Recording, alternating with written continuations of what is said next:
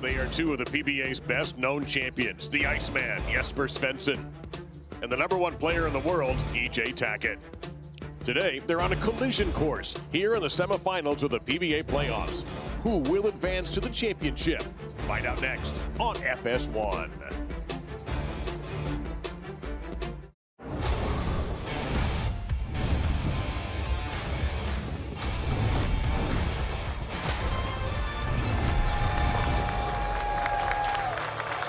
And welcome inside Strobel Arena, Thunderbolt Lanes in Allen Park, Michigan. It is time for the 2025 PBA Playoff Semifinals. The four survivors, the #1 seed, #1 player in the world, E.J. Tackett taking on lefty Graham Faw. And the two-handed battle between Jesper Svensson and Chris Vai, lefty versus righty, will follow. Hello again, everybody, with multiple Hall of Famer Randy Pedersen and Kimberly Pressler. I'm Dave Lamont. Let that all soak in, as it should. All right. So lefty-righty, once again, it's going to be an interesting matchup. E.J. Tackett, of course, trying to just add one more banner to this incredible resume that he has, too. This is one event he hasn't won yet, but he's also never gotten this far either. Yeah, both matchups featuring a left-hander and a right-hander. But I think it's kind of impressive that there's two lefties still standing. If you look at just the numbers, combined scores for the left-handers are averaging just 200. The right-handers, E.J. Tackett, Chris Vai, 222. But the lefties have found a way to grind their way to the semis. And there was definitely some grinding as far as just getting to these semifinals as we show you our Bull TV highlights. Because once again, we win in the roll-offs. Starting with Anthony Simonson and E.J. Tackett, their matchup was pretty awesome. And Simonson grabs game one, 236-11. Game two, all Tackett throwing the last 7 for 258. And then the roll-off. Tackett would eventually win that 48-38. Our next matchup was Kyle Troop and Graham Faw. Troop winning the opener, 226-210. And then game two, 205-206. Faw wins that. And then the disastrous 10th frame of the roll-off for Troop. All Faw needed was a mark, and that's the best kind right there. So that's our winners, and they are standing by with Kimberly. Thanks, Dave. So, Graham, congratulations on making it to the round of 4 for the first time in your career.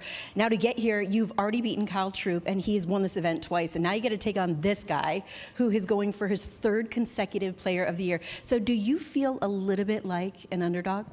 I feel like anyone bowling EJ ever is an underdog. That being said, you know, it's 2 games, it's 20 frames. I'm certainly capable of throwing 20 good ones, so I hope to give him a good match. Good luck to you tonight. Thank you. And EJ, congratulations for your first time making it to the semifinals as well. Now that you are one step closer to possibly winning the playoffs for the first time in your career, are you feeling any additional pressure? No, it's you know, the same as yesterday. Go out there and win my match and move on to the next one. Obviously, I've got a tough opponent again today. He's here for a reason.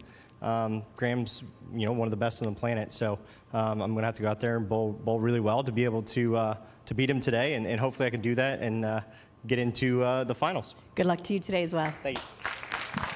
All right, everyone, thank you so much. We're ready to roll here, and it is the race to 2.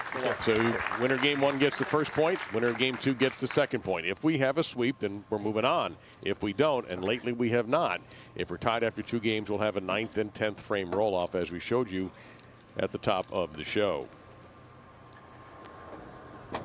Graham from Urbana, Ohio. 2 titles, 1 major.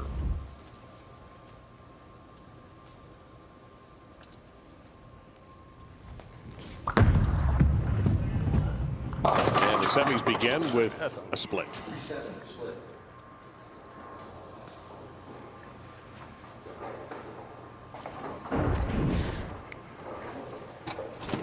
Well, if you're going to do it early, right? We talk about it a lot, opening the game with the 3-7. Let's see if Graham can cut that 3-pin over into that 7.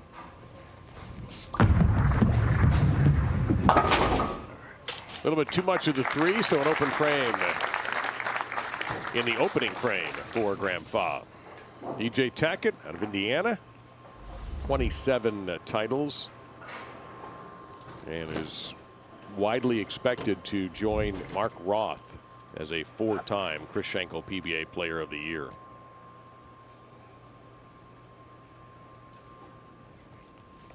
And that's how you do it.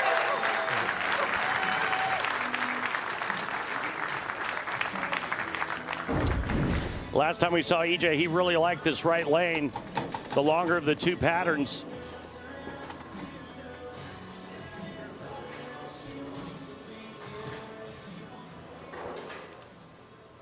Yeah, and that's interesting. You say two patterns. If this is maybe somebody joining us for the first time in the PBA playoffs, we'll get into the details of that in a moment, but it has been a bedeviling set of lanes.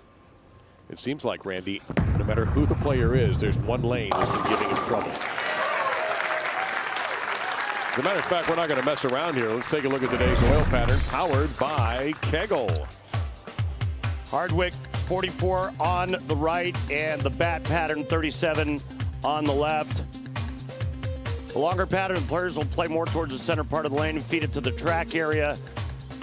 The bat pattern, we see the right-handers using urethane, and the left-handers doing that as well, playing a little bit farther out.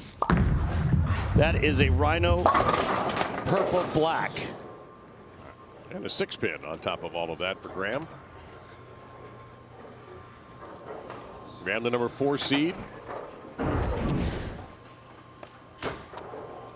Just a pinch high, leaving the 6. He's using a black pearl urethane hammer on the left lane. I'll get back to EJ's arsenal here in a second.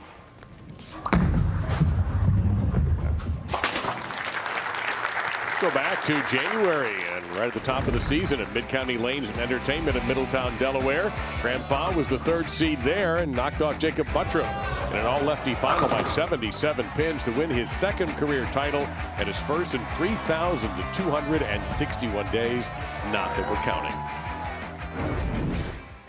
Yeah, that Rhino he's using on the right lane is a solid reactive. This is urethane, a lot of surface.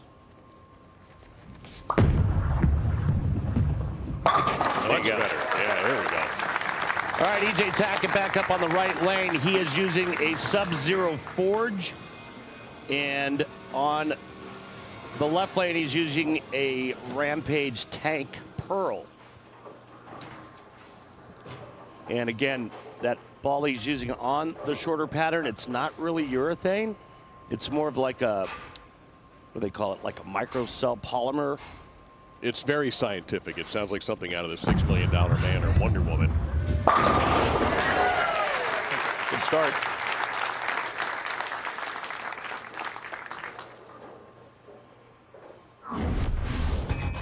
Take a look at the tail of the tape, and EJ Tackett led the nation in strike percentage and strike after strike percentage, and also has an advantage over Graham in clean frame percentage. By the way, it's not like Graham's numbers are bad, because they're great, but EJ's are just off the charts.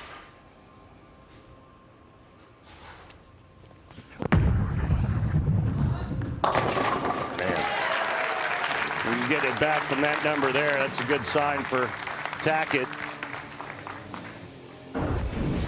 Well, if you remember listening to him last week talking about, he feel like he threw some good shots and just didn't get breaks.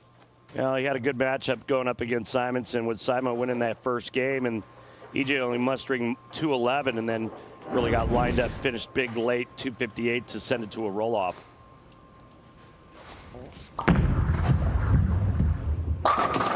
Oh, man. Ringer on the 7. Well, we saw him do that a lot in his match with Kyle Troop.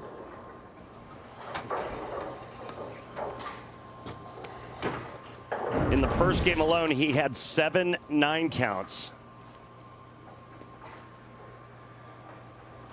Oh, wait a minute. Didn't he have some obscene double-digit number of 9 pins, and he nailed every single one of them over the 2 games plus the roll-off?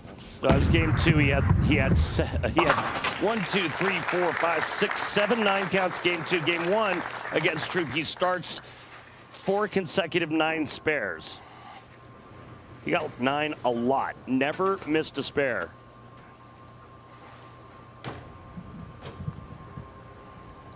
And he knows this building well, too. That's where the USBC Masters was held March 29th.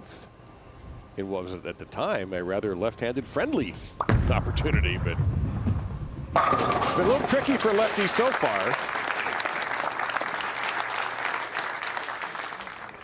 Well, if any of the pros on today's show bowl a perfect game, and EJ's off to a pretty good start, everyone in America can receive a free game of bowling courtesy of Go Bowling. To register, visit gobowling.com and sign up for the Go Bowling Free America promotion.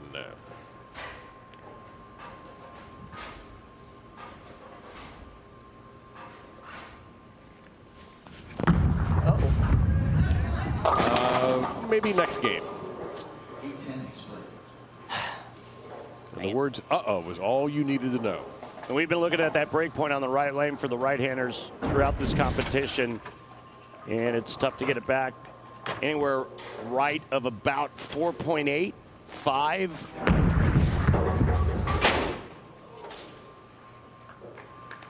So a big moment in this match, perhaps, in this opening game.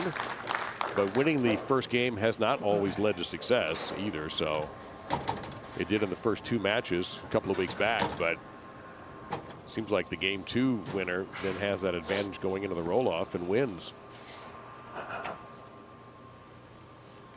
Just the second meeting between these two in a nationally televised affair.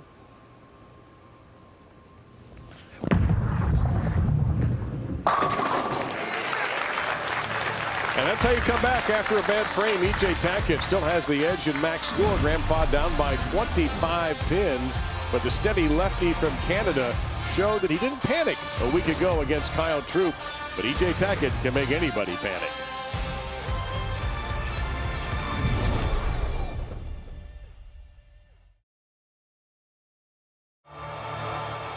The PBA on FS1 is sponsored by Go Bowling. For friends and family fun, log on to gobowling.com to find a center near you.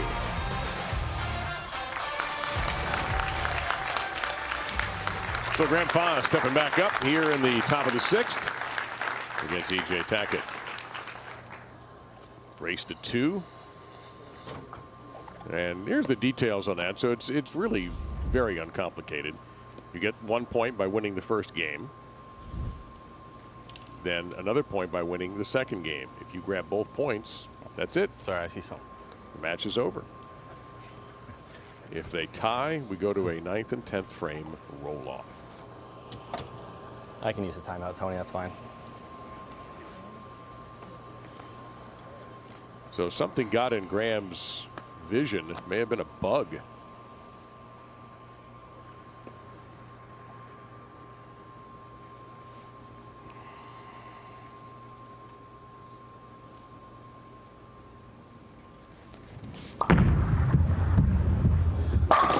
It didn't bug him.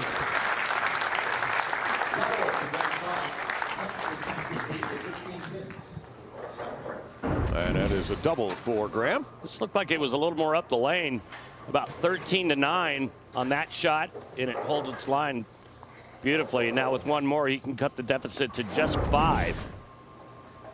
It wasn't that long ago he was down by 41.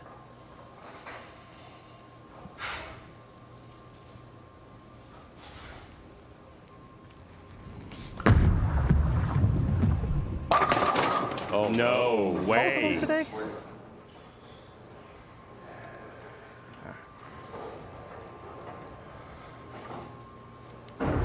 Part of the reason why the scoring pace for the Southpaws has been on the low side is stuff like that. Just bad carry. Well, it's been a few years. We're due. The last time it was made was by a lefty. In fact, 3 of the 4 are left-handed. Bounce it. Only Mr. Roth, who was the first. Threw it from the right side. Mazza, Stayrook, and the Ginger Assassin, all Southpaws. I bet if you didn't know that stat, you'd never believe that. It's like, all right, so I know you like to watch bowling. The 7-10 split's only been converted 4 times. How many times do you think a left-hander's done it? And they'd probably say, well, I don't know, once. Only because there's more right-handers. Exactly. The math adds up. Well, the math doesn't add up, I guess.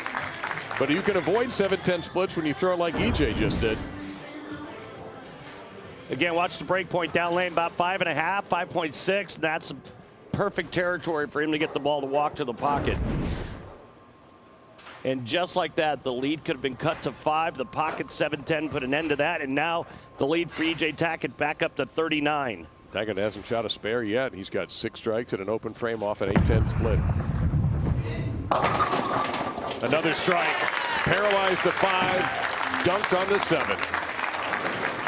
8-5 is pretty straight through the front part of the lane. You have to do that with the urethane ball. Well, okay, it's not urethane, microcell polymer, but the ball reaction is very similar to urethane. 4-pin with a big assist there. To have any chance in game 1, he has to strike here. Thank you, Jesper. I don't know what thank you, Jesper meant. He got one heck of a break on the messenger. In fact, you could say he wiped that deck clean, as presented by Dude Wipes. He just channeled his inner Jesper with this flying messenger. Wow, head pin just bruised. Yeah, that 7-pin needs a Dude Wipe or two to clean up.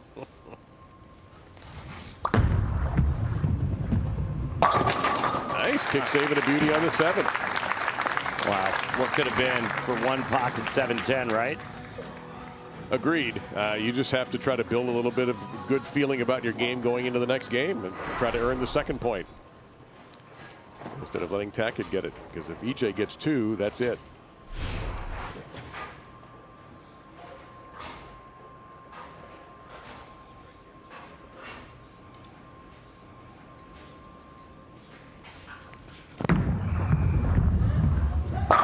He looks to be completely in control of his game.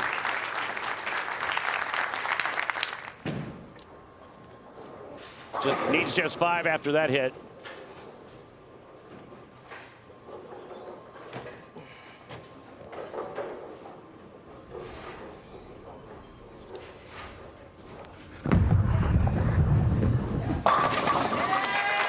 Five times 2 is what he gets. But he is just dialed in at the moment. A couple boards inside of the break point down lane.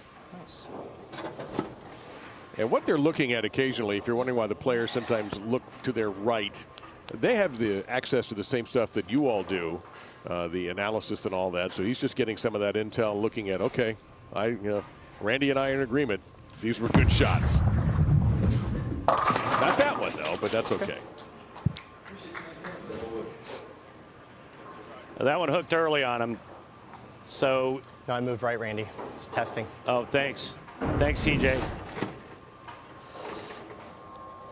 So he moved right, testing to make sure that there's dirt to the right, and there is. Now, when you say dirt to the right, what does that mean? Friction. Okay. And that's what a strike ball will look like next game.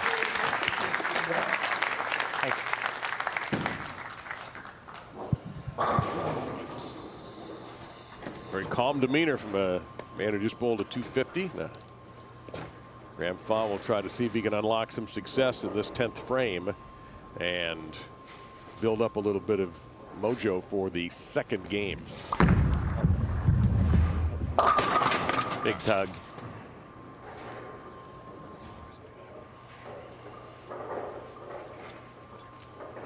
Try to find something heading into game 2. Suggestions? Equipment? Movement?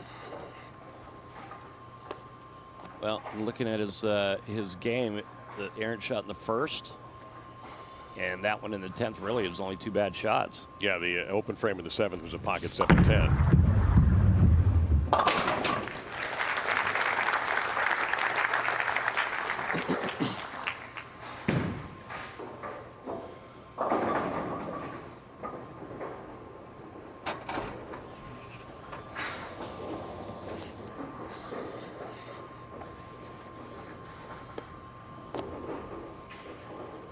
I mean, we're a long way away from the lanes where our broadcast booth is. EJ could hear me? I think he knew you were saying something. He knew what you were thinking. Oh. He couldn't hear you. He couldn't hear me. He sensed it. Wow. You guys have known each other a while now. You know, he just has that sense of when you're saying something. Interesting. Yeah. E.J. Tackett has one half of that race to 2 nailed down. But if you've been watching the 2025 PBA playoff, that doesn't always mean very much.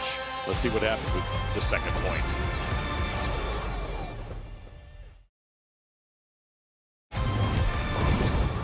Here, let's go back to March 22nd, the 2025 PBA World Championships at the National Bowling Stadium in Reno. Yes, 3 in a row, E.J. Tackett needed a double in the 10th to defeat Jason Belmonte and win his 3rd straight PBA World Championship for his 27th career title and 7th major, his 4th title of 2025. And he had 2 titles at that World Series.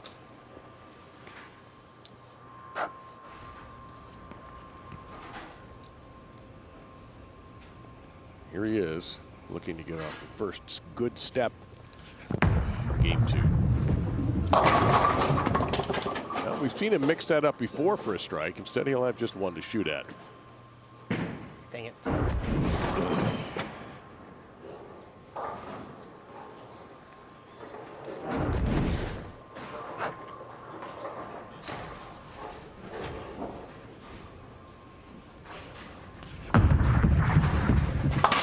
Safe start for Tackett in the opening frame. Again, this is a must-win for Graham Faw, or he's knocked out. And EJ will go on to the finals against either Chris By or Jesper Svensson. And that match will be following this one.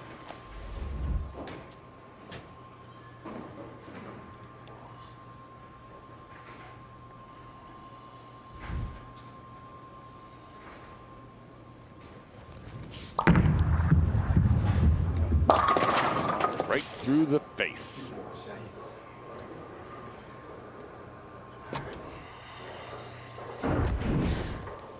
So 2-4-7 for Faw. Through the nose again, back-to-back shots on that right lane for Graham. Question is, what's he going to do? See if we can't check in with Tour rep Mike Wolf.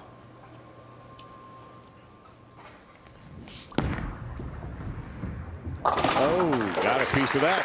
All right, let's get out on the floor and talk with PBA champion Brunswick Tour rep Mike Wolf. Mike, what adjustments does Graham need to make to get back in this? Well, on the left lane, we got to get it to the dry a little bit steeper, a little bit sooner to get it through the pins a little bit better. He's pretty well lined up on the right lane, so that was kind of a bad shot in the first, but I think he'll be all right on the right lane. Thanks, Mike.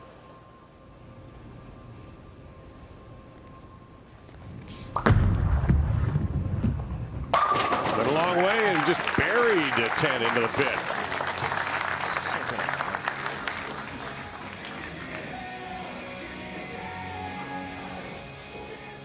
So first strike of game number 2. Good one here. Just like Mike Wolf drew up, get it there a little bit quicker so it gets to the pocket with a little more punch. And the pocket 7-10 is crushed by a messenger taking out the 10 pin.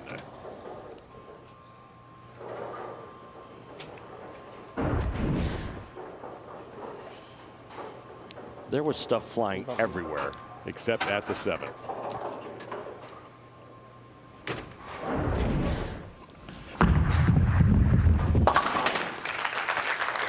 About 26 miles an hour at this pair.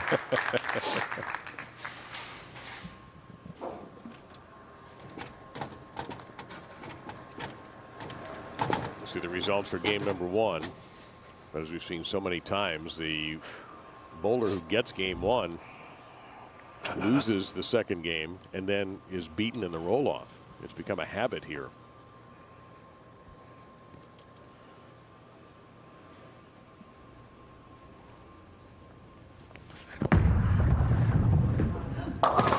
Ooh, that didn't sound good. Never mind what it looked like. And he's looking at the same thing that you all are.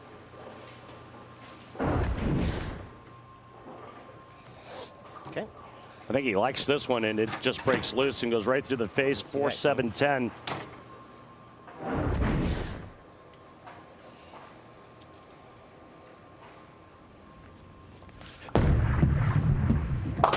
So now I'm wondering, okay, well, he moved right when he said he did, and the ball hooked.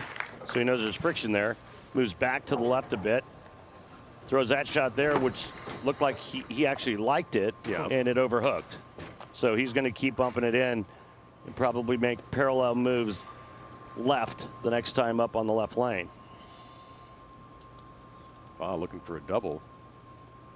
Build up a decent early advantage. Well, that's just weird. That's another crappy break. All right. Yeah, that's more like a 5.5 10 than a 5-10.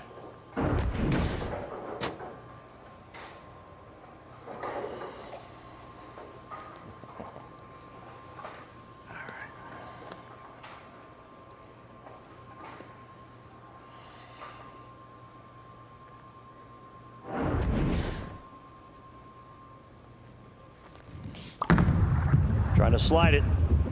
Nice. Beautiful. Wow. Great job. Okay. Grinding away, hanging in there. Well, you called it, Pards. That was a clean wipe presented by Dude Wipes. And this was pretty filthy, too. They got cleaned up nicely. To make that, the players, they just try to go a little bit more half pocket with a strike ball. And that's how you're able to cover that.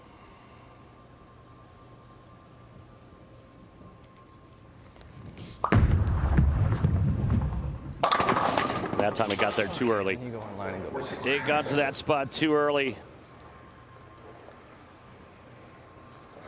It's been happening to lefties throughout the 2025 PBA playoffs here at Strobel Arena.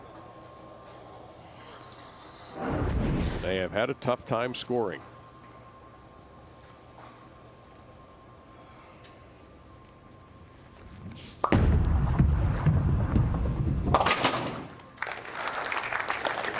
And so E.J. Tackett didn't really pay for that bad frame.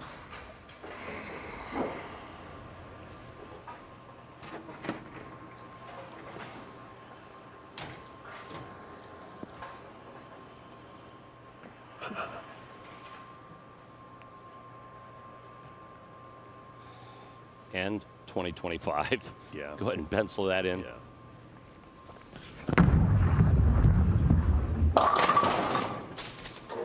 Now he's lost his mojo. I think he turned that one early. Got a 250 in the first game.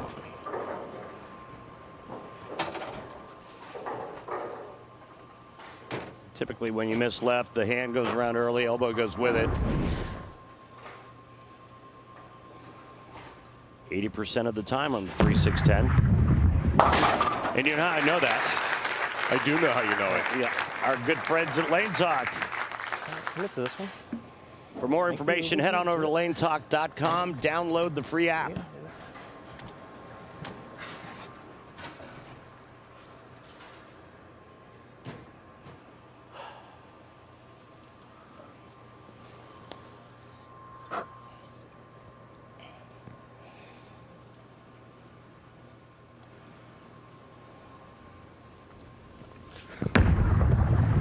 Good. And he's right. He is right. It is pretty good. Yeah, he chased that one in. Ball held inside perfect. Like one or two left with his feet. Well, you talked about shifting left. Yeah, he can continue to chase that, keeping his angle really closed off and real straight in front of him.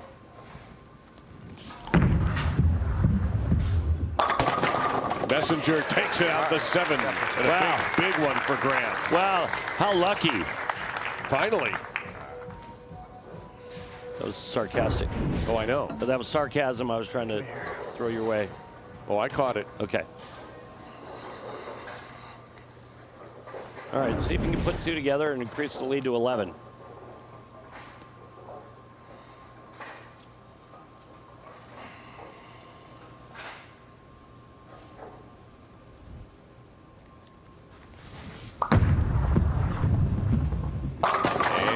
That is a quiet 7-pin for Graham.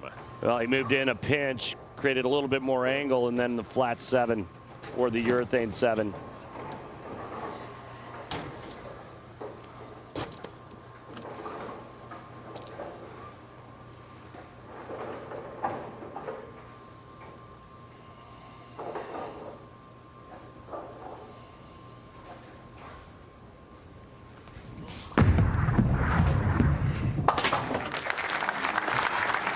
Well, Graham's had a lot of experience shooting at single pins. That's what helped him get here. However, against EJ Tackett, that may not be enough to stay in these 2025 PBA playoffs. The conclusion, game number 2 is next.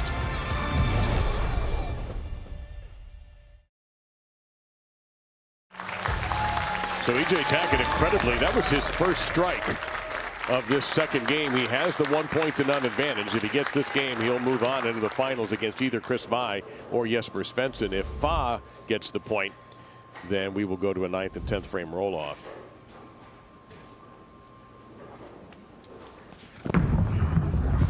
It's pretty good. And it is a double for EJ Tackett. A better shot for EJ on the right lane, doubling up. Now the lead is his. Come on, buddy.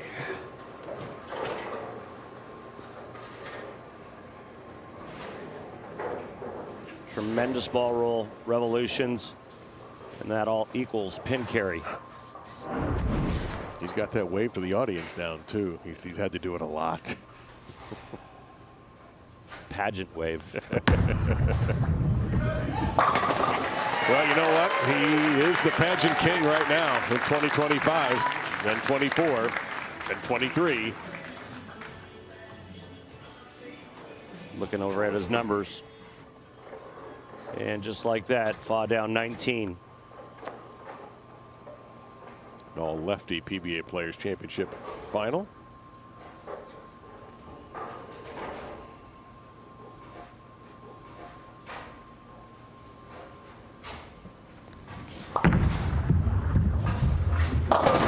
Good mixer for Fa.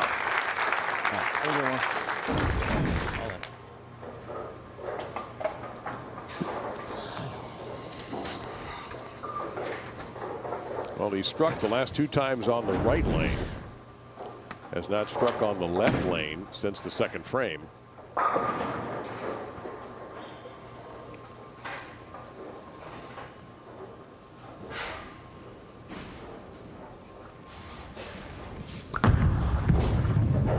got it. Oh, it did not get it. Yeah, I did what you wanted. It got the drive really early and just boomeranged off of it.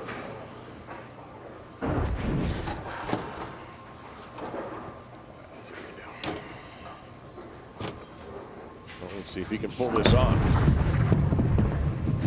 No, wide to the wrong side. Wow. And just like that, with one shot in the 8th frame, this match is all but over.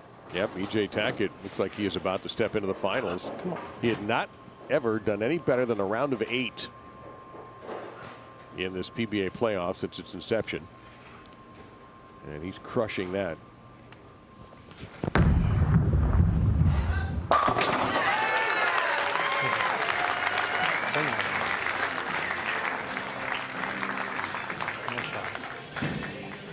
Well, everyone is entitled to their own opinions, but his are the only ones that matter. Colin Cowherd is the most interesting man in sports. Don't miss the herd. Weekdays at noon Eastern only on FS1. Come on.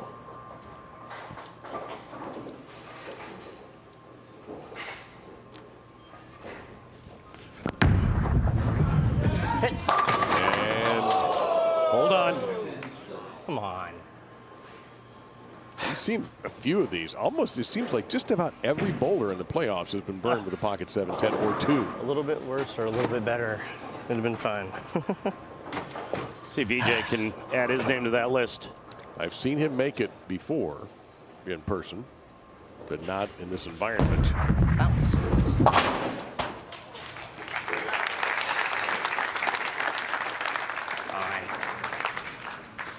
Graham Thaw strikes out. EJ Tackett would need a mark.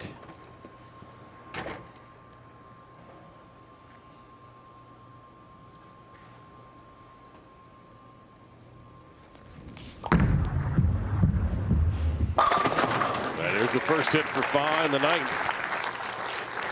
Number 4 on the points list this season. A great year, probably Graham's best year.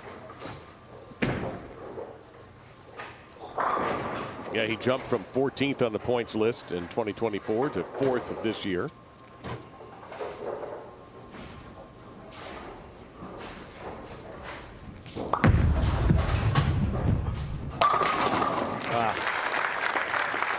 Two more just like it to have any chance.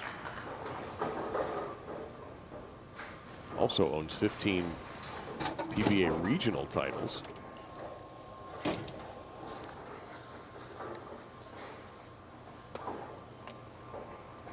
Father of 2.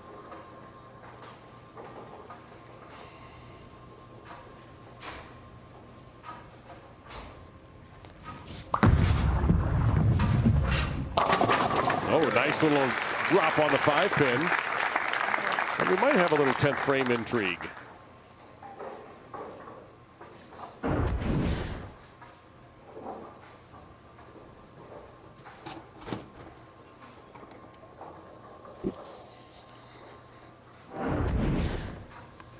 Go back to that shot in the 8th frame. Put a strike there. Graham would win game 2.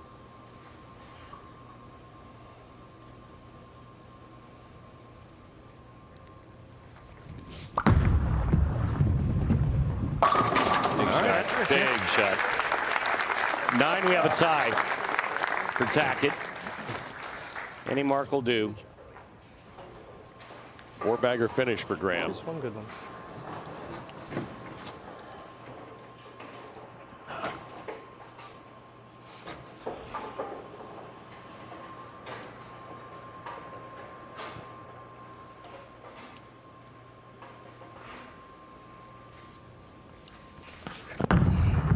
Good shot.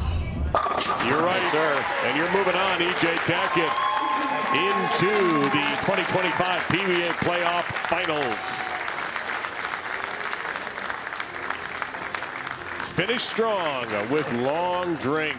And this is a finish strong. Nothing left behind. Finish strong with long drink, sparkling refreshment, real liquor. Please enjoy responsibly. So the run of roll-offs has come to an end. A couple of weeks ago, the first 2 games, boom, boom, 2-0, 2-0. Yeah. And since then, we had nothing but roll-offs. But EJ Tackett has made the finals. Who will he face next? Jesper Svensson or Chris Vi? That'll be, of course, Saturday at 2:30 Eastern on Fox. And the winner standing by with Kimberly. EJ, I saw you over there celebrating with your fans because that was a roller coaster of a match. Walk us through it. Yeah, the first game was pretty good. I felt pretty locked in. Obviously threw a bunch of strikes, but the second game went through a little bit of transition, had to move around a little bit on the lane, and pesky left lane 7-10s. Graham and I both left one over there. It's been, I've left a couple in that lane the last couple days doing this, but that was a lot harder than it should have been, it felt like. Well, as you head into the finals for the first time, what do you take away from your performance today? Just kind of staying even keel, and when things weren't going so great, I was able to compose myself and make some good adjustments, and then make some really good shots after that, and was able to come out victorious today, and one more match. Congratulations on advancing, and I think you have a award to sign. Yep, put your autograph on there, EJ, and right there in the finals position. But that bracket still needs to be completely filled out, and it's going to be either the Iceman, Jesper Svensson, boy, has he been interesting to watch, and Chris Vi, steady from the right-hand side. That match is coming up next.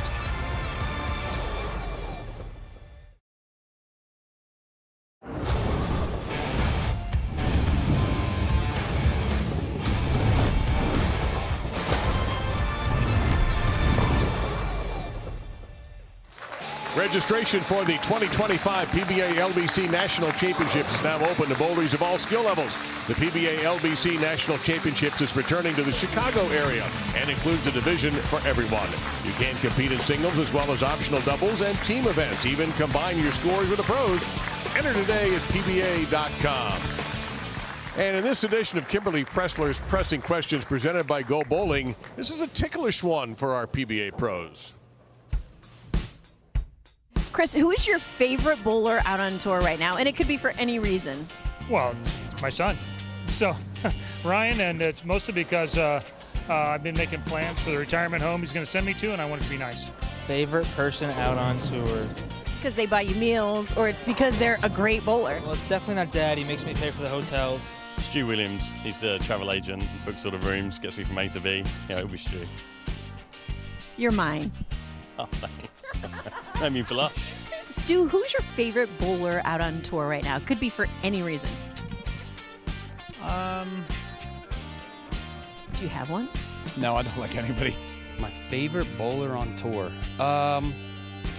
It's got to be one of my best friends, Sean Maldonado. He just cracks me up. I enjoy watching him bowl, and I really enjoy all the help I get from him. So he's definitely my favorite bowler. Tom Doherty. We get to stay at his buddy's Trevor house, which is now my buddy, and he has a downstairs game room basement that we spend hours and hours in.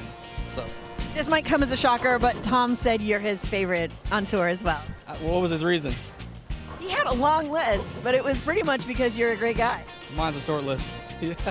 My favorite person is Packy Hanrahan. It's probably Packy. He's positive energy, good person. Yeah, he's just so fun to be around, and he's always very lighthearted. It makes me feel nice and warm and fuzzy on the inside. I like to bring a good vibe, so it's nice that people pick me for once. All right, Kimberly, thank you very much. All right, we've got another match coming up here to find out who's going to take on E.J. Tackett for the championship or for the PBA playoff title. We've got the lefty, Jesper Svensson. Every match has been just a fist fight to the end. Yep. And Chris Vai, who's been so steady and so calm. This is really an interesting battle between righty versus lefty. We'll start with last week's highlights of Jesper Svensson in the matchup against Andrew Anderson. Game one, Svensson by just a small margin, 9 pins. Game two, well, that would go to Andrew Anderson, 213, 192, and then the roll-off. It was all Svensson. And then Chris Vai taking on Jason Belmonte. Vai wins game one, 217, 199, and then game two, not even close. Vai wins it in a sweeper, 226, 175. Yeah, Jason could never quite figure out that particular pair of lanes on that particular day. But Chris Vai came off the deck and just realized he's won 4 straight games now, has Vai, after losing the opening game to Ryan Barnes. And every time Jesper bowls, there's high drama because it seems like he gets every rotten break there is in the world, Randy. Yeah, the average for the left-handers after our last matchup didn't go up any as Graham failed to break the 200 mark. But, you know, in talking with Jesper prior to today's telecast, I said, Jesper, what's the difference maker for you today? He said, doing something different on the right lane. He's complained about not being comfortable. We'll see if he can get comfortable when we return.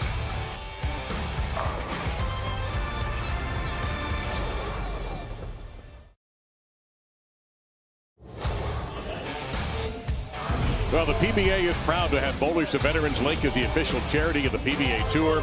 In today's BVL Salute to Veterans, we welcome U.S. Army E4 Harry Sullins, who served for 6 years.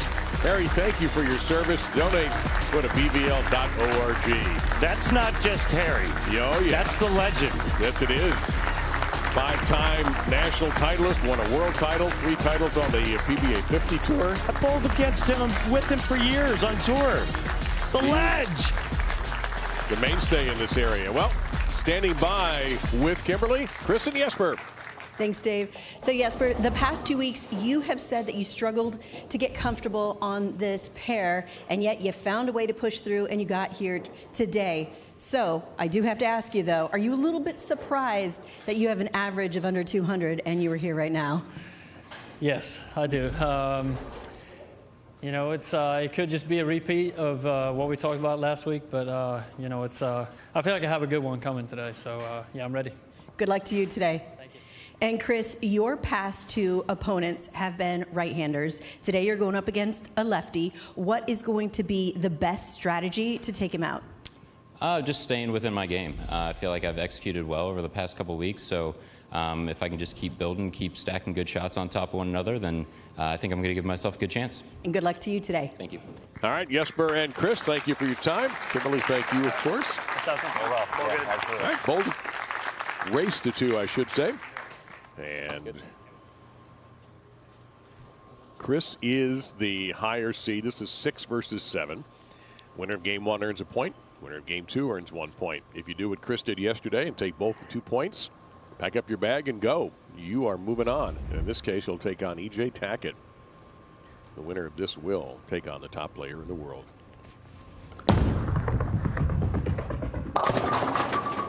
Well, a bucket to get things started for Chris.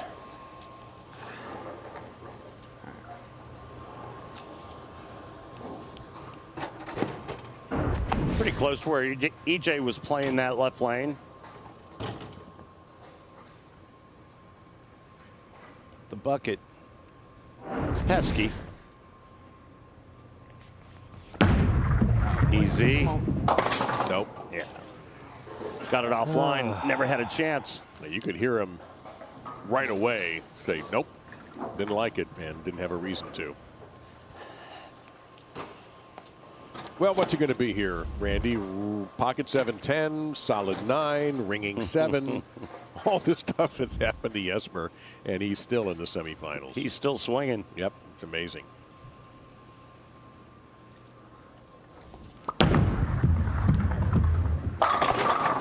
Jeez.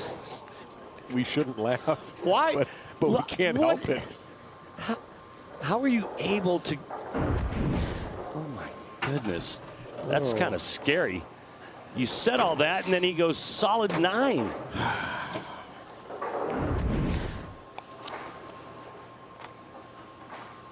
I thought you were just kidding.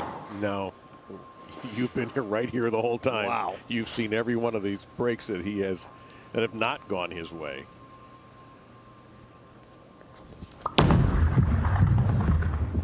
But he at least has a clean first frame. Take a look at the tail of the tape between these two in the 2025 season. Jesper with a slight edge in strike after strike percentage.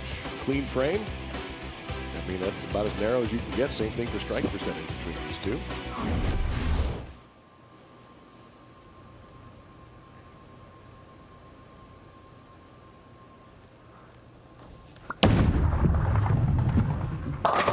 There we go.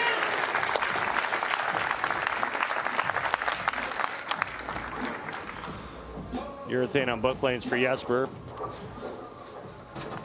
Attention star S2 for Chris on the right lane. IQ Tour 78U on the left. Remember, longer pattern on the right, shorter pattern on the left.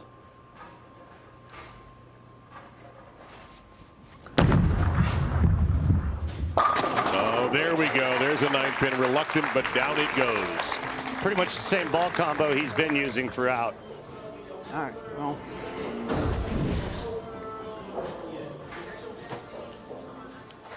The ball actually didn't hit the 9-pin.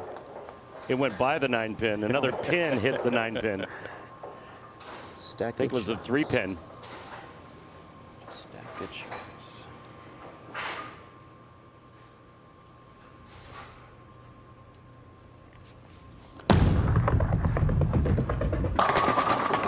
That messenger fails. All right. Well, a bucket and then the urethane 10 on the left lane. If the match stays close, he'll stay in the urethane. If the match gets out of hand, look for Chris to start looking at different pieces of equipment for that lane.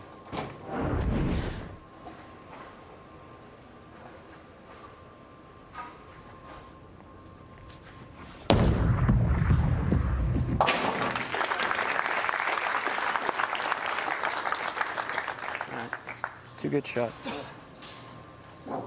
And again, if you can hear Chris, one thing we commented on a week ago is his demeanor. And he's talking to himself and always a positive message for himself. So listen into that from when you get the opportunity. You take a look at Jesper's arsenal.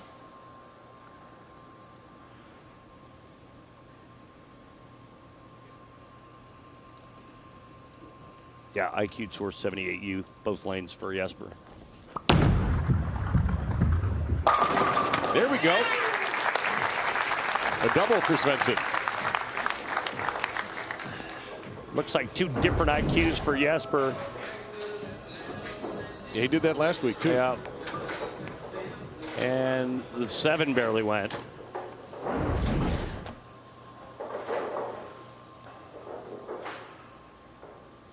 Winner at Tournament of Champions not too long ago. He dominated that tournament, too. Yep.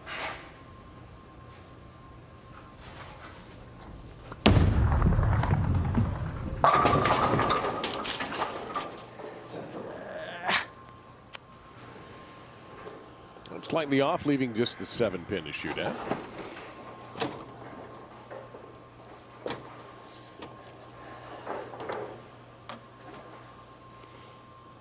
Both of Jesper's matches have gone to roll-offs against Jacob Buttriff and Andrew Anderson.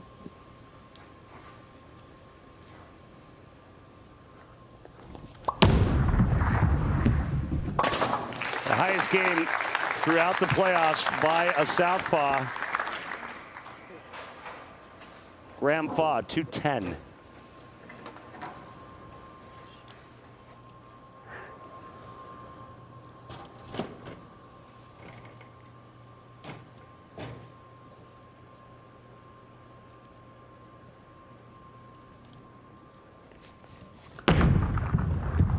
Look out. Oh my, that got away from him, and he caught a huge break right there.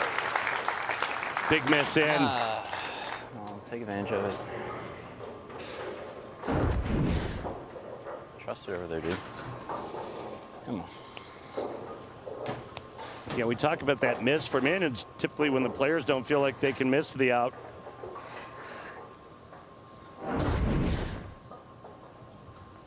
Chris, the 3rd player to bowl multiple televised 300 games. He bowled the 30th and 32nd televised 300 games in PBA history.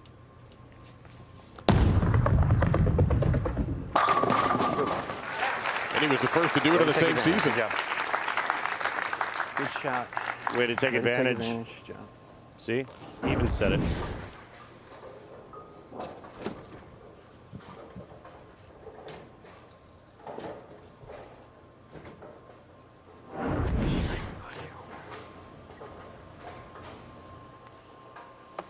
Jesper using 2 different IQs. The one on this right lane, a stronger layout with more surface. Makes sense because that pattern's slicker, it's longer.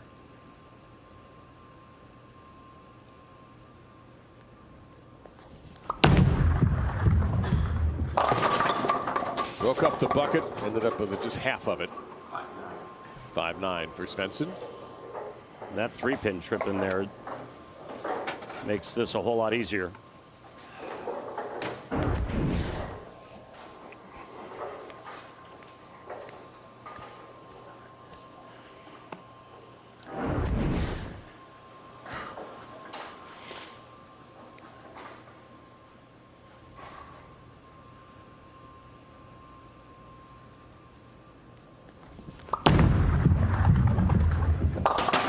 Covered up nicely, and look how close the max scores are as we approach frame number 6.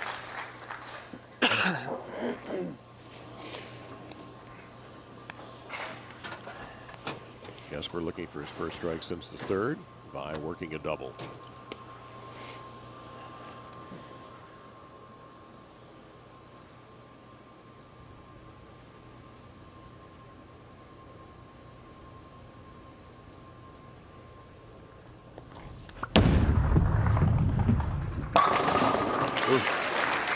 Oh, good night and good luck. Jesper Svensson wipes out the rack in the 6th frame. Chris By trails by 9 pins in this all two-handed battle.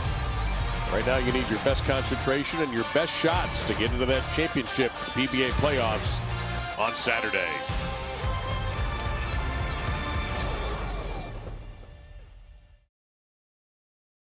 It was a very special Easter Sunday for Jesper Svensson. We talked about how he dominated the PBA Tournament of Champions, powered by 1800 Tequila at AMF Riviera in Fairlawn, Ohio. Defeated Jacob Buttriff to grab his second Tournament of Champions, his 13th career PBA title and second career major. Jesper coming off a strike in the 6th. All right, let's go down to the floor and talk with Storm Tour rep Rob Gotzel. Rob, you're repping for not one but two guys in this match. How difficult is that? Yeah, I mean, in this match, it's a little easier because they're each on different sides of the lane. So you're not, they're not really sharing the same information. Obviously, both are playing them a little different.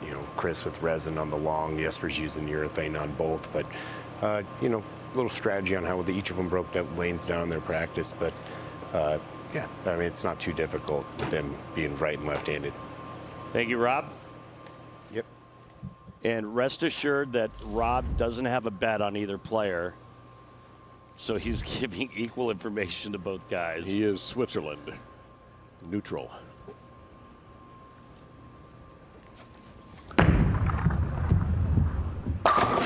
Shot. All right, come on. That might be Chris's biggest hit so far. And a much better shot than the last time up on that lane when he crossed over and went, well, it was pretty much a nosediver. And now all of a sudden it's 3 in a row. So he followed it up with 2 really nice hits and now takes the lead by 1. 3-bagger for Vi.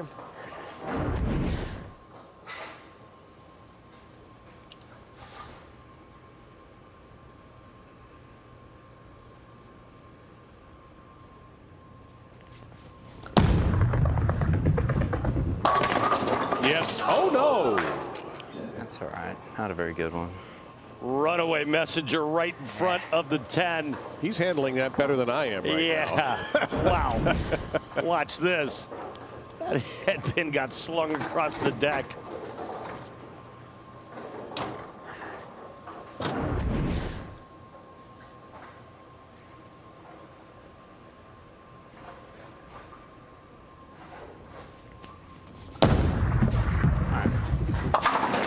Clean pickup. Now the max score shifting in favor of Svensson. Very good. It's a hair right of target, but certainly got to a spot where it could have struck easily. Now all even. Svensson with 2 strikes in the 7th and 8th can take a 20-pin lead.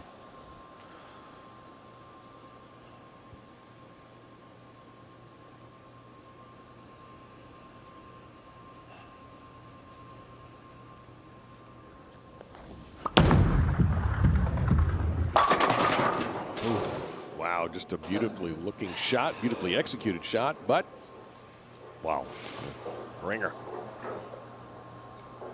So let's see, on that right lane for Jesper, started with a solid 9, then he struck, then he went light and left the 5-9, and then back. There it is, you can see it. That expression tells it all. A great shot, he was working on a strike. Cover it here, and then look at your max scores.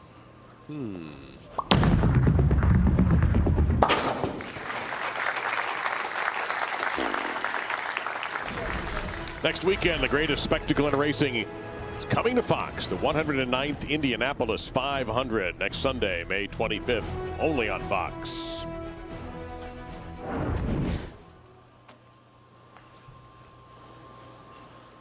See that layout, the ball he's using on the stronger lane, the shorter pattern, that pin up.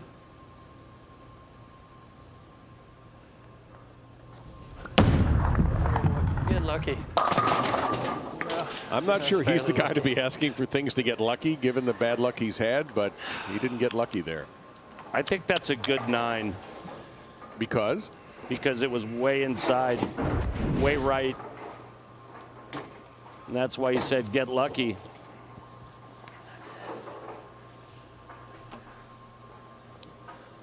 The result of that ball going through the nose is just the 6-pin. As you can see, a little concern from Jesper. Eyes got kind of wide there.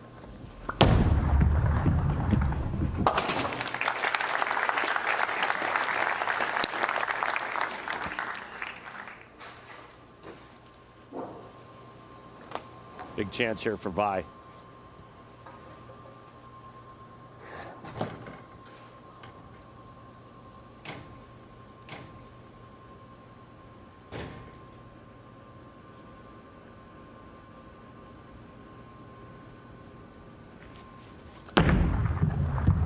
Oh boy, that was in all the way.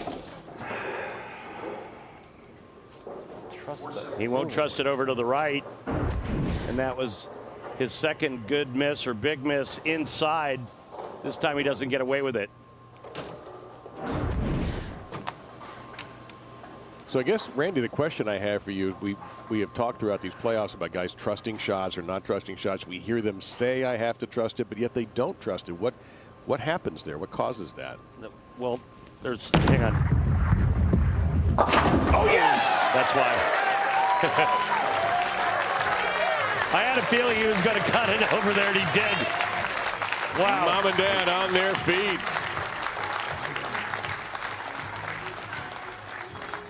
Yes, this is the Pilgrims moment of the match. Chicken can be boring, but Pilgrims is turning chicken nuggets upside down like this match was just turned upside down. I love it. You love it. Put it in a nugget. That could potentially be a $100,000 conversion. But to answer your question, Dave, the players know that they have to get it to a certain spot. They also know in the back of their mind if it's a little wide of that, it's going to wash out, or 2-4-8-10 for a right-hander. And so it's always that little question in the back of your mind, what if I get it too far? And that's what happens. That's what happens. Okay. It's a little overcompensation move. That was a good shot as well. So, good shot. All right, Dave, you got to get it to 8, right? Good shot. If you get it to 8, you're going to strike every time. If you get it to 9, we're going to punch you in the face. All right, I'm sorry. If you get it to 7, we're going to punch you in the face. Okay, so you're like, all right. Got to get it to 8. But you're not going to get it to 7, are you? No. Because you know that the results are not going to be good. No.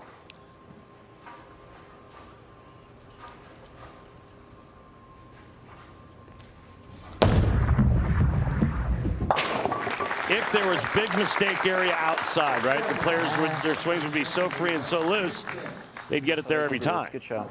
It's that slight apprehension that a player has knowing what the end result is if it's too wide of target.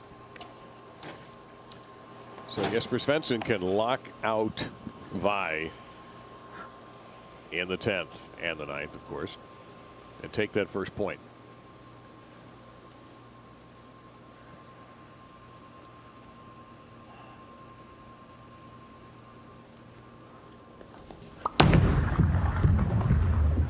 Ooh, that was wide. And just like that, the count now is all even if he converts the 3-5-6. Sets us up for a huge 10th frame.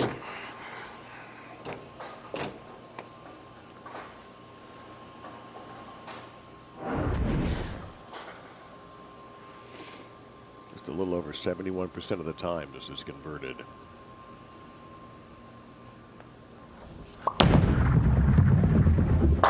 Cover. All right. Well, Jesper cannot lock out Chris Vi.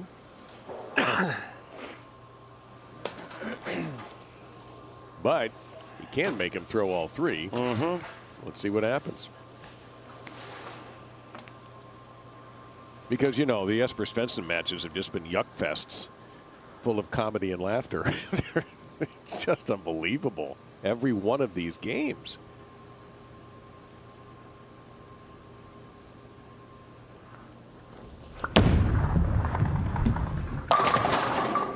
Seriously?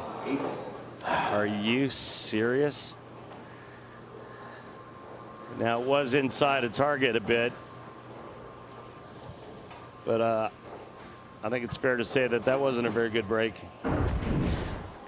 Take a look at it one more time if you dare. Even just to make it worse, there's a pin, like it might have been the head pin or the 2, just sort of spinning around aimlessly.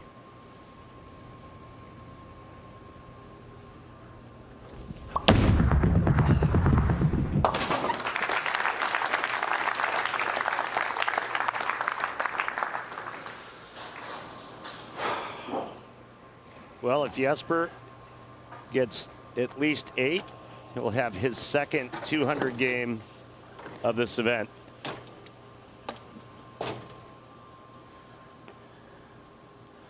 Big shot here, the fill shot, though, because it really dictates what Vi has to do in the 10th. Vi would need to fill 20 to win by 1. Big shot. Vi must strike on the first ball to win, or to have an opportunity to win. So strikes Barry, he wins by 1.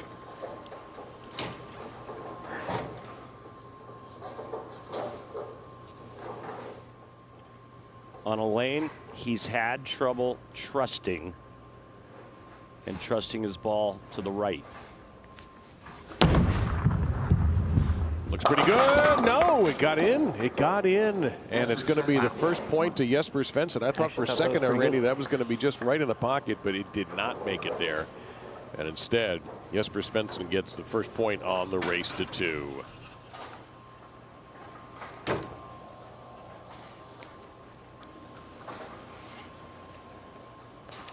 Thought that was pretty good. All right. Well, transition, he thought it was pretty good. We thought it was pretty good. The numbers look like it was pretty good, and it goes high. This will be interesting. He's throwing a strike ball there. Yeah. Well, we talked quite a bit in this sport about trust. Right now, Chris Vi's got to capture that trust, or Jesper Svensson will capture the other spot in the finals of the 2025 PBA playoffs. It's time for the frame of the game presented by Beatbox. We go to the 10th. Jesper Svensson trying to put some heat on Chris Vi. Manages to do so. And Chris, we all kind of liked that shot in the beginning, but we sure hated it at the end. Jesper grabs the first point. That's our frame of the game presented by Beatbox, the original party punch. Beatbox, what's your flavor? Please enjoy responsibly. So, Jesper Svensson has the first point. If Vi wins this game, we will have a 9th and 10th frame roll-off.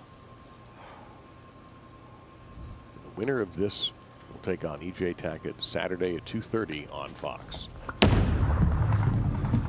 that is an explosive strike for Jesper. Jesper will finish this game on the right lane, Vi on the left. That's all you can do. Chris Vi, four strikes, game 1. Svensson, 4 strikes in game 1.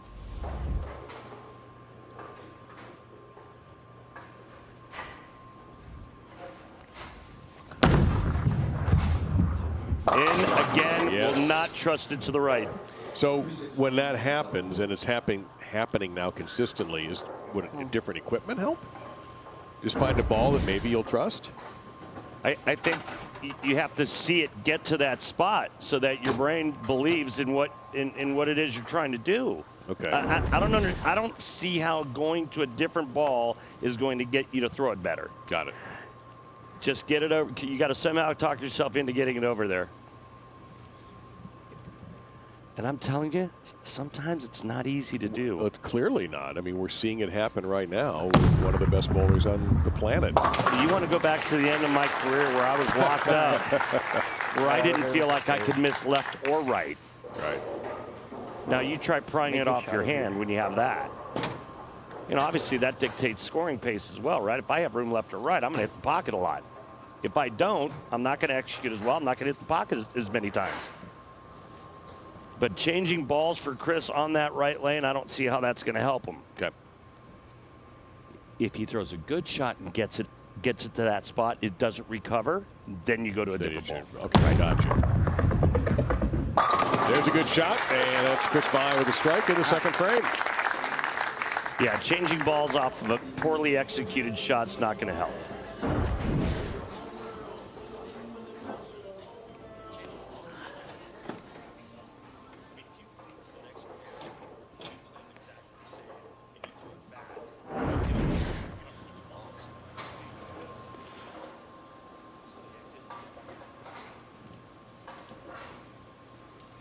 Jesper got his career off to a fast start.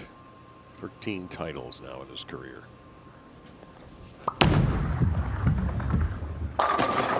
And hey, he would have gotten that pin one way or the other. Either the little nick or the messenger that was coming over to help out. Messenger certainly would have done the job.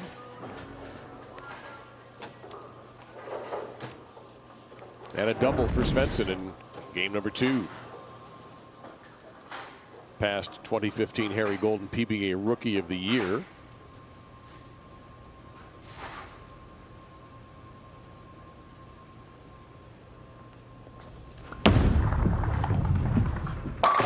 And it's a 3-bagger. All right, now back to the right lane. And Dave, I don't think that Chris has actually even looked at a different ball throughout this competition on that right lane. But now for the first time, I believe he is. Looks like an Origin EX.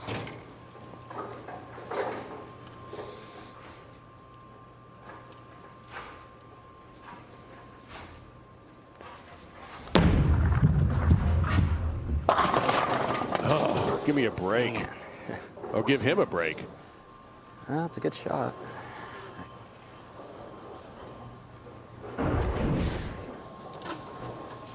Seen this movie before. Change balls, make a little bit of an adjustment to try to start striking and throw a pretty good shot, and it's another open frame potentially.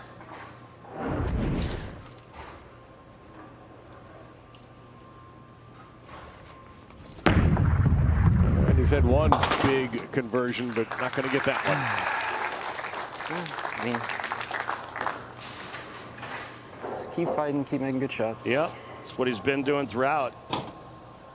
Had a fairly easy go against Belmonte, especially in game 2, but his first match against Ryan Barnes, I don't think he struck for the first, 5 or 6 frames? 6 frames in the first game, yeah. But then he started steadily building up his arsenal, and when he came to the second game, when Ryan kind of ran into some trouble and he had some lane issues, Vi just took over and won the roll-off. Oh, boy. Oh, boy.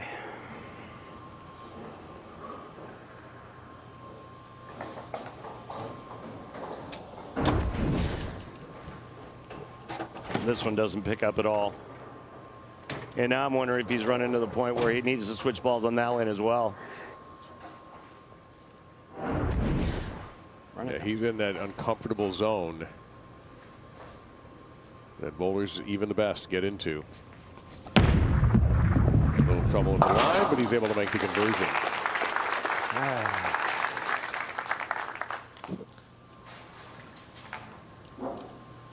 Jesper with the front 3. That was good. I think you just got to go a couple more. Yeah, I mean, I definitely didn't think it was going to shake that much down the lane. No. He did the right thing. He got to the spot, came off it. It wasn't as forward as the S2, so. He's talking about what he's going to do on the right lane. Yeah, that's it. That's it. That's right, a lot of frames left. Yeah, I mean, I'm trying it well. Just...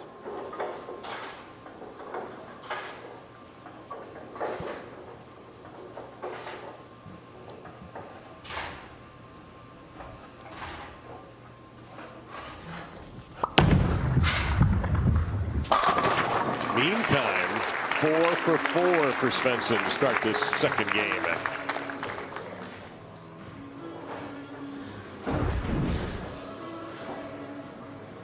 This is a beauty right here for the Iceman. Some call it a 4-bagger. Some call it a ham something. It's not a ham sandwich. What was it? Ham bone or something like that? I like 4-bagger. Now he's looking for 5. And a 52-pin lead halfway through game 2. Oh. That is complete devastation.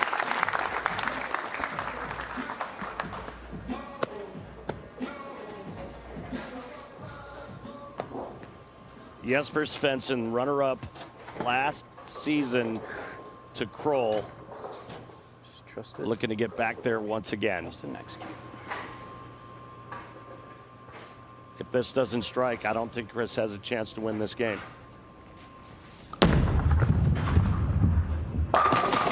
That's a big one for Vi to give him a little bit of pulse. Come on. Just a little jolt of electricity for Chris. 4 deeper on the right lane with the ball change.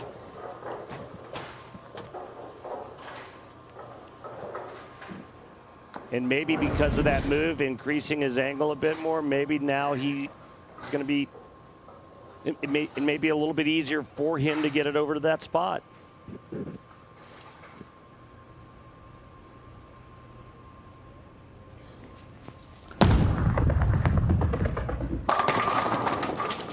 That was almost a screaming disaster with the 7-10.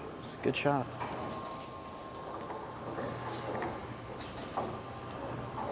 Chris is running the 2 problems. He's not as sharp as he needs to be, and his opponent is 5 for 5 in the strike department.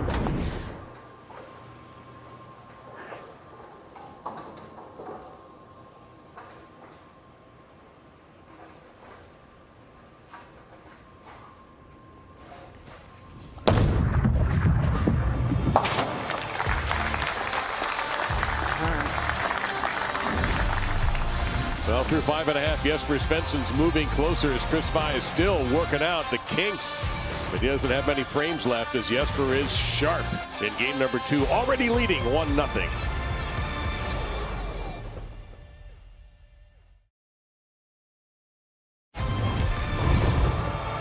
And a reminder, our coverage of the 2025 PBA playoffs concludes with a championship match race to 3 points.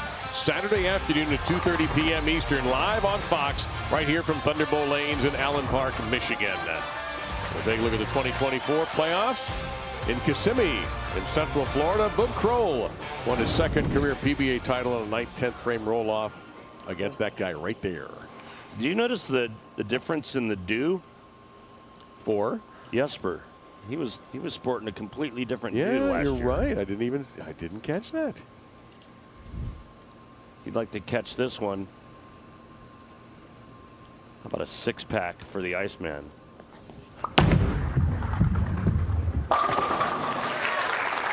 Ice cold. Somebody's gotten comfy. Somebody's gotten real comfortable. And when that happens at this level, the execution starts to go up.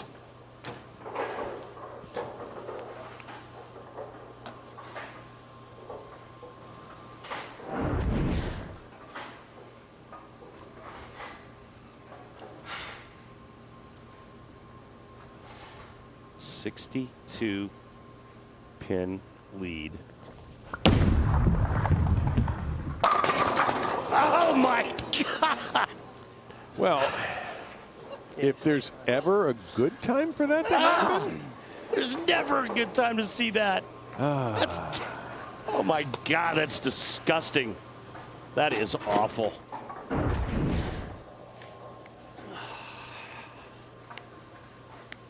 There goes the ball. Look at how, I mean, it's just perfect. Perfect.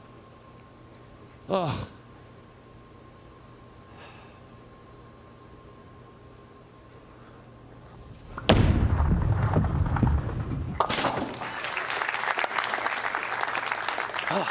Nice shot, Jesper. You know, he sits down still leading by 61. I wanted to see 300, Dave. Yeah, and I really thought after those first 6 shots, you started to think that was a possibility. And then that 7th shot, and you're looking at it, and right at that blink of a moment there, that, oh, yeah, let's go. Oh, no, it's not.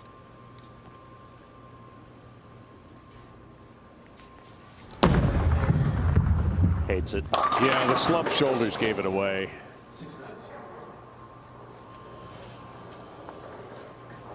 It's just not there. This is a little bit actually just locked up. He's just locked up. This looks like what he watched with Jason Belmonte last week when Belmo had a very similar game in that 2nd point game where he just couldn't get it to go his way. It was actually kind of the polar opposite in terms of reaction. Jason would get it to the right and it never hooked.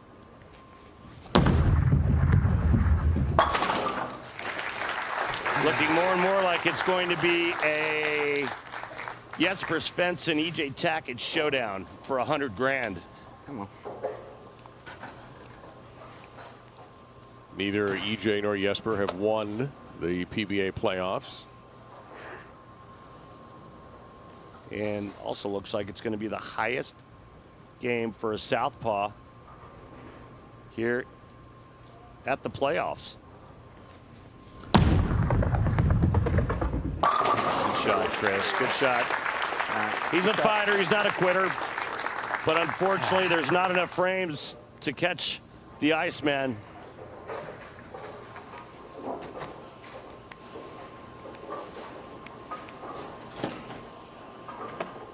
You talk about the left side of the lane. It's so feast or famine on the PBA Tour because of the oil patterns, right? Right. I mean, some weeks they have 0 on that side of the lane. Some weeks it's pretty nice. Well, USBC Masters, we had a bunch of lefties in the show. And I thought he might get some little gang up on that 3-pin there. Some weeks they have an advantage. Take, for example, the Tournament of Champions where the left-handers did very nicely. But the week prior to that, they had nothing. Oh, major shutout. But yeah. you look at players like Graham Faw, Jesper Svensson, Jacob Butcher. These guys are fighters. And even if they don't have it one week, they keep it together because they know that the next week could be their week, and they have to be prepared and ready to take advantage of it.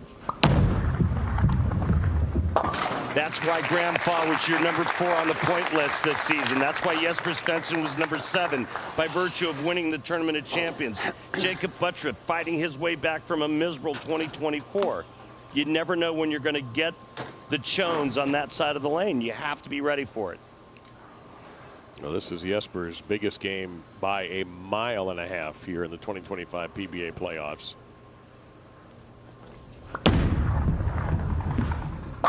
There we go.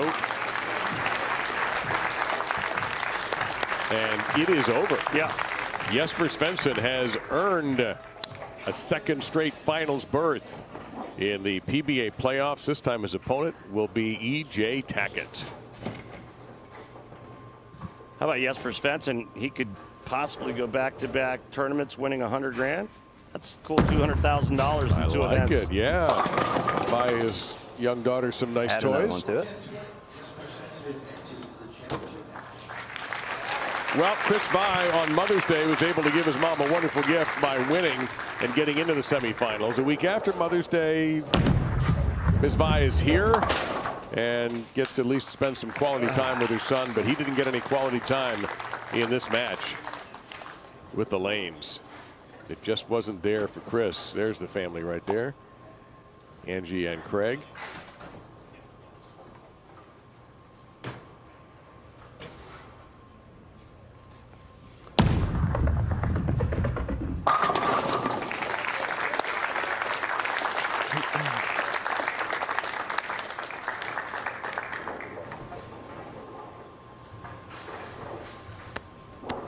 EJ Tackett's had a couple of 250 games in his matches.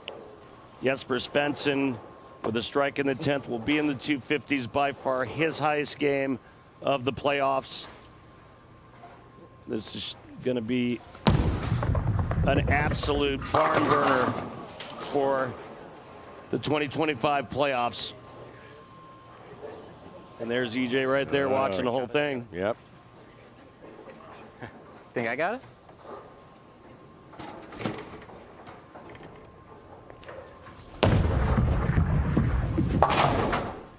Southpaw versus right-hander once again. One-hander versus two-hander. One-hander versus 2. It doesn't get any better.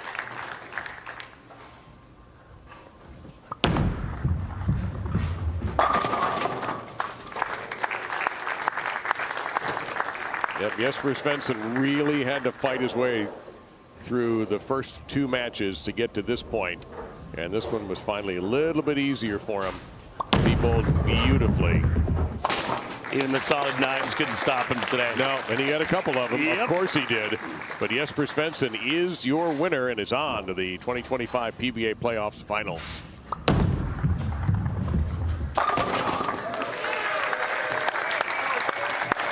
Great bowling, dude. Thanks, bro. Best of luck to you in the finals. Thank you very much. All right, bring it home for us, all right? Thank you. Yeah. So both of our matches were sweeps. E.J. Tackett coming up with the sweep of Graham Fobb, and Jesper Svensson taking out Chris Vi in 2 straight. And the race for 2 was a sprint to 2 today. So there it is. We're all set. Saturday, 2:30 Eastern on Fox. Live, E.J. Tackett versus Jesper Svensson. And Jesper standing by with Kimberly. Jesper, the past few weeks we've talked about you trying to get comfortable on this pair. Game 1, it looked like you were still trying to figure that out, and then game 2 happened, and something clearly changed. You got comfortable, started out with the front 6. What was that? Well, I made a little bit of an adjustment on the longer pattern. Rob came in clutch for me there, so see the ball do the right thing normally helps to get comfortable. And yeah, I mean, I feel like we both kind of struggle with the carry, but yeah, I finally got a good game on the board, so perfect. As you head into the finals for a second year on the road, you are now taking on E.J. Tackett for $100,000. What are your thoughts on that? I'm looking forward to it. I mean, to be the best, you got to beat the best. So EJ is the best right now. So yeah, going to try to take him down too and keep this mojo going. It's pretty good right now. Congratulations on advancing. You got a board to sign right over there.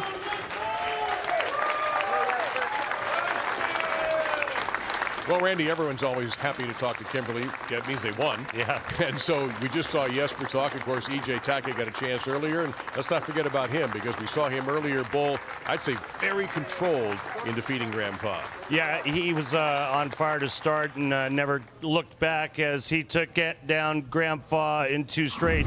Starting in that opener, he started with the front 4.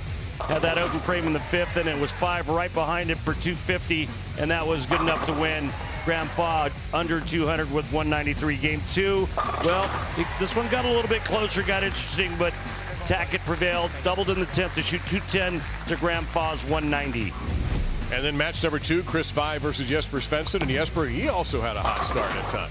Well, Svensson got through game 1 by staying clean. He didn't have an open frame, only managed 202. 3 splits, or excuse me, 2 open frames and 2 splits for Chris Vi. He could only muster 186, but in game 2, it was all the Iceman. Started with the front 6, ended up with 248, and this is going to be a hell of a title match between Tackett and Svensson. Yeah, we got a few days to think about it between today and Saturday, but how do you forecast that righty-lefty 1 versus 2 matchup? I think, based on what Jesper did today, he has a much better chance now, because I think he found a way to shoot a big score, and we saw that in the last game when he shot 248. Could have been a ton higher. Remember the solid 9, a 7-pin in the 10th frame. Tackett's already got a couple of 250s under his belt. Yeah, it's going to be very interesting. Well, this will be a first-time victory in this event for either one of these 2 great players. We can't wait to bring it to you on Saturday at 2:30 Eastern. And that coverage will continue. The championship match between these 2, the race to 3 points, Saturday afternoon at 2:30 p.m. Eastern, live on Fox, right here from Thunderbolt, the great Strobel Arena in Allen Park, Michigan. Coming up next, it is NHRA Chicago. For Randy Pedersen, Kimberly Pressler, and the best crew anyone will ever get to work with, I'm Dave Lamont. We thank you for watching the 2025 PBA playoffs on FS1.